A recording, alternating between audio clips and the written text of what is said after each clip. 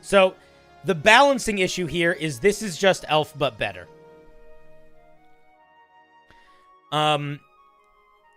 It doesn't really feel that different. Here's my thought. My thought is it doesn't feel different enough from elves to be not a sub-race of elves. Like, there's not enough distinctness here. Like, in order for you to make it a separate race, you basically just took everything elves got, gave it other stuff, and gave it sub-races. I don't think that's the move. This should be a sub-race of elf, unless you really get rid of a bunch of elven stuff and give them some genuinely unique features. The other thing is that the different sub-races feel really like, they don't feel different in a balanced way. They feel kind of rando different. Why does this one get thaumaturgy versus this one getting fire versus this one getting flight? I mean, you could just say, this is a wing inversion. It gets flight. That's fine. I don't know. I don't know. I'm not, if there's a specific, if I understand that this is based on something from D&D lore, but whatever fiction you're trying to sell, I feel like you sell all of it in the main thing, and it's entirely in the Elven Mask, and these don't really add any flavor that feels unique or distinct. It just feels like more elf. Warrior, Caster, Scout. Then you need to, but okay, maybe, but here's the thing, Malkov. Those are very vague, bland subcategories, and they're sitting on top of a core race that doesn't have anything unique about it either, really, other than the fact that it can make itself look devilish.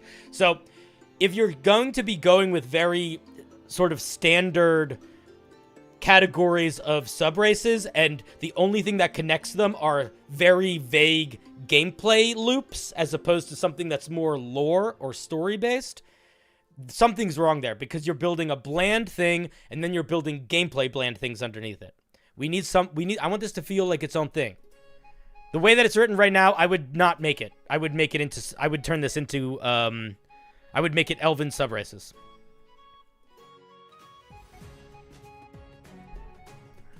Those are my thoughts.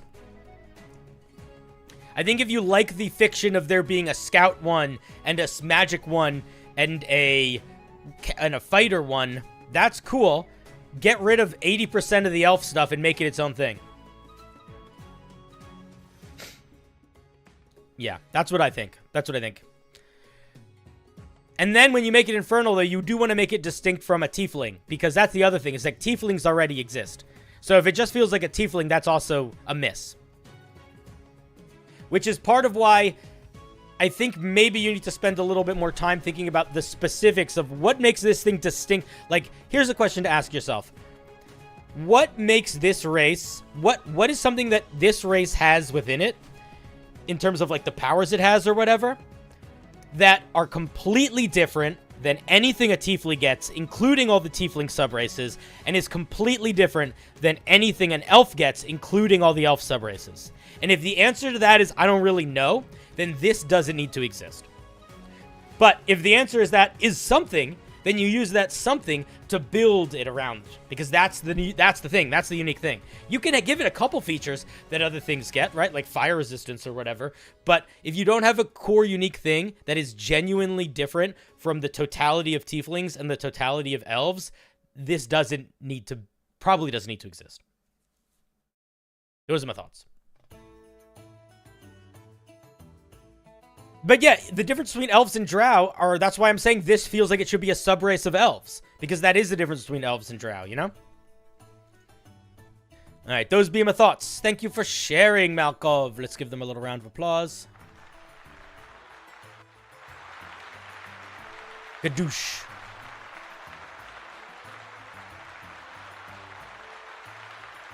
Kaplunk.